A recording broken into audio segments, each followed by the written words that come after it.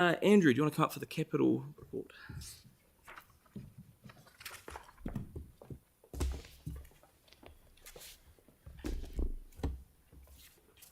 Morena, good morning. So this is the April report, as the other guys have said. Seems like a wee while away at this stage of the game, at the end of May. So just starting with the PMO forecast staying at 390, I think Russell explained that really well in terms of the differences between the total program and the core capital. So our 390s relative to the core capital program, excluding Te Kaha. There just wasn't quite enough movement in April for us to amend that any further from that forecast that we've held for a while. So we'll hold it there for the year end, which is closing in rapidly, as you know. Just briskly, some of the major facilities going pretty well, as we've just been talking about. Te Kaha ahead of program, as Mark's just confirmed, and the Matatiki and performing arts, especially performing arts, you can see things cracking on well on site there. So they're going pretty well. In terms of the risks, just drawing out a couple of points there. You know, we've talked a lot about supply chains and labour markets and all those sorts of things over the last year or so. There is some sort of signs of easing in some respects on those things, with our New Zealand's net migration sort of turning the corner and getting into the positive territory. I guess in time, hopefully that does ease up a bit on the labour side of things. I've referenced a report there. I think the procurement team have referenced this in some other reporting too. It's called EBOS. It's an industry group, sort of research group that looks particularly in the residential and commercial market, and they're reporting from their suppliers and contractors definite easing in international supply chains particularly. But there is still some tightness around the domestic supply chain. So we're kind of not out of the woods yet, but maybe there's a few little signs of things improving into the future. The Cyclone Gabriel I've had in there as a risk for a little while. That's not helping with the domestic supply chains and freight around the country, and as you've heard here and there, putting quite a bit of pressure on organisations like Kiwi Rail. And that's perhaps having a bit of a knock-on effect to us and some of the project challenges we've had around transport because of their sort of constraints and resources and efforts and focus that they're maybe looking elsewhere. I just wanted to draw attention to our watch lists. Two things there quickly. In the watch lists, you'll recognise that on each of those watchlist projects we do record the actuals. So when you're talking about Te Kaha before, there's an actual spend there to the end of April to record that. What I've also included after a discussion with the chair and the deputy, we developed some improved reporting around CRAF and surf projects and the programs there, and I shared that with Sam and Mel recently, and they were quite keen for me to include it in this report. So it's a mock-up of what we'll complete next month. So what I've shown you there is the sort of function and the format of it. Broadly speaking, it's outlining more clearly, and I think you'll find it a lot more helpful, the budget allocations across those programs by year. We're doing a sort of a dashboard indicator on actual spend at a program level, and then we dive a bit deeper into each of the individual projects and have some kind of traffic lights against milestones, budgets and percentage completion. So I hope that'll satisfy you in terms of a little bit more information, and we'll bring that back, I think on a quarterly basis to F&P with that extra detail to support previous queries and so forth. So that's it. Thank you. Any questions? No, very good. Thank you. It's a really, really good report, and I appreciate you adding in that CRAF work at the end as well. Does anyone have questions on this one? Yanni? Thanks. Thanks. I appreciate the new additional information around the CRAF and hopefully the surf ones as well. I think what's happened through this whole discussion of deferring some projects with financial budgeting changes, but actually the resource changes as well, means that it's very hard for us to understand what resource is required and what the milestones are of each project. So although the financials is good, is there a way that you could show, like with the CRAF funds, for example, there's sort of like 5 main stages of progress, and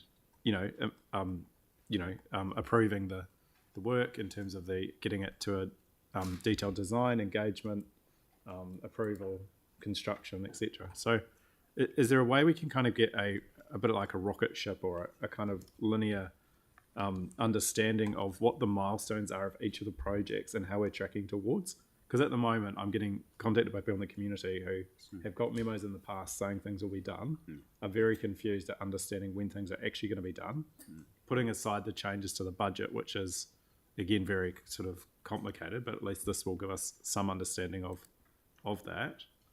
But how do we show people, and Wheels to Wings is another one, a lot of the cycleways, MCRs, others. So it's either so just are you focusing on CRAF at the moment, or are you Well, going? it's kind of like with the transport ones. Given we've had a whole bunch of deferral because we don't have the resource to do the work, how do we ensure that the things that we've agreed to do are tracking against the key milestones? And if you look at CRAF, for example, on the watch list, we're kind of told that it's green lit, but actually it's not. It's already delayed a year. So hang on. So are you looking at page 89? Yeah. So I'm looking at the 2 pages. So I'm looking at page 88, and then looking at page 89 and 90. And as I said, the financial stuff's good. You can kind of see what's happening. In terms of project delivery milestones, though, I'm just asking if there's a better way in which we can understand what the upcoming milestone dates are and if they're being met or not. So, when is detailed design So I due? guess to put it a different way, what Andrew, I hear completely what you're saying. Yeah. I think what you're saying is, at what point, if something went off the rails, would it be triggered in this report? Yeah, I mean, you're kind of asking for a level of detail on any one particular project at any given time that this monthly reporting format doesn't really support unless you have endless appendices to it. Yeah. So I think you've got to bring it up to a level, and then on a case by case, I think it's maybe by question you can dive into something. No, I guess what I'm saying, and I'm probably not explaining it well, is because I get what you're saying, Yanni, but it's a lot of detail into this report. What I'm wondering is if there is an issue with the project delivery milestone in terms of looking at the hard and fast dates, at what point does that trigger it to go from green to red, so to speak? Sure. Yes. So, I mean, I think that's because that's really all we need at our level is if the milestones aren't being met, the costs begin to go out, or the milestones aren't met in terms of those key deliverables. So if Can I just get a question first? Answer from the staff. Yeah, so on if you look at page 90 with the when you get into the detail projects on CRAF, there's a little key down the bottom right that talks about the traffic light sensitivity, and for time, if it's various variances from the baseline will trigger a green, orange, or red traffic light, and if it's on budget, it's green. If it's over spend for a forecast, it's red, and if it's under, it's amber. So there's a sort of a trigger there which could lead to further questioning. It's trying to flush out those exceptions at that sort of level. Yeah. Great, Tyrone. Got it. Just on page 82, the Littleton Harbour wastewater scheme, when does the defects liability period end, and what are the, I mean, can we just go into the detail of that a little bit more, just to sort of, is the project, is there anything we need to be concerned about, or?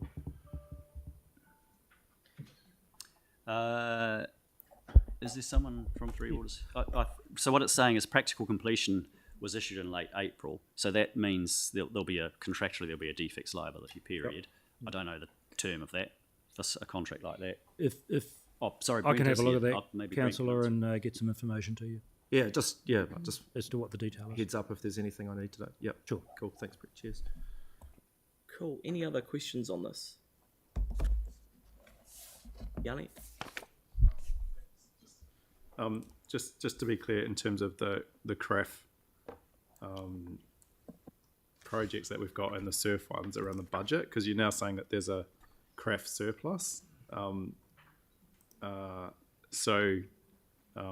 This is on page 87. program now consists of 5 projects. 3 of the projects originally in this program are being funded by SURF. That's different to the advice that we were given when we signed up to the SURF, that any projects that were currently funded on our budget weren't eligible. But now that you've got a budget surplus in the program, do you know when the estimates for the 5 are likely to be known and what the process is around reallocation? Is that a Lynette question? Can you? Sorry, I don't know how to work the machine. I don't actually understand what the councillor's asking, sorry. So when we initially agreed to the SURF projects, we were advised in the report that we were unable to use the SURF funding towards projects we already had funded on budget that were CRAF, NLTP, I think, or Streets for People. Now, projects from the CRAF have been taken off the CRAF program and put into SURF. So I was, Really? struggling to understand how that could happen. But given that that's happened, it says that there'll be a budget surplus now in the CRAF program. Yes. So what I'm trying to understand is what is the process? Like, when are we likely to know? Stop there. I think So there are a number of projects where, say, Te Aratai College, for example, the cycleways, where the SURF project has extended that project, it's being delivered as part of the SURF. If it is being done like that and is not being delivered through the CRAF program, then we are going back to the boards to agree the next priority that will be taken with the boards and it will be on program for the CRAF program. So exactly the same process that we've been through, and we've discussed this with all of the boards, including the councillors' board recently. so hang on. So just so I'm clear though, that won't hold up any of the other projects, will it? No.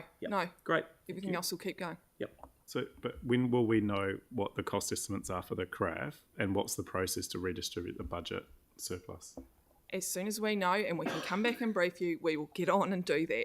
So unless I've missed something, and correct me if I'm wrong, what you've effectively said is if there are projects in SURF there's more value that can be added through that, you'll take them out of CRAF, fund them from SURF, but then the leftover money in CRAF, you will then go back to the boards and go, these priorities. These are the next priorities that you had on your list. Yep. Do you want to continue with them? Get a yes or no. It should be as simple as a yes or no. Yep. And we'll move forward. And that doesn't slow down any of the other projects. No. Cool. Okay, so I think we're done on that. Is there any other questions? No? All right, I'm happy to move the report. Aaron's happy to second it. Is there any discussion? All in favour? Against? Carried. Thank you. That's great. Thanks, Andrew, for that. Really good report.